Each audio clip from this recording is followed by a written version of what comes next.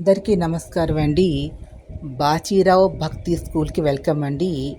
ఈరోజు మన వీడియోలో శ్రావణ మాసం రాబోతోంది. శ్రావణ శుక్రవారం అనేది ప్రారంభమవుతుంది శుక్రవారం నుండి.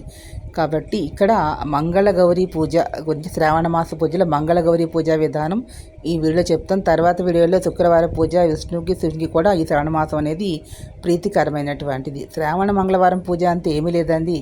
కుజదోష నివారణార్థం, మంగళ దోషం నివారణార్థం చేసేటటువంటి పూజ. అంటే అంగారక దోషం. మంగళుడు అంటే మంగళవారం, అంటే అంగారకుడు కుజుడు మంగళవారానికి అధిష్టాన దేవత.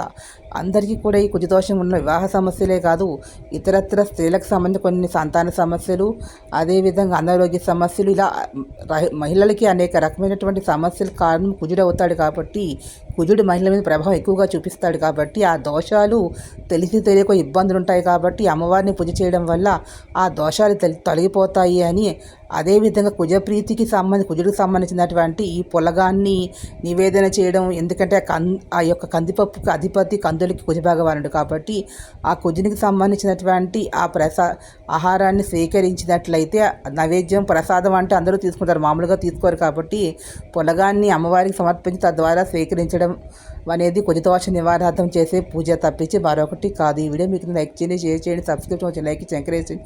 Please subscribe and thank you to all.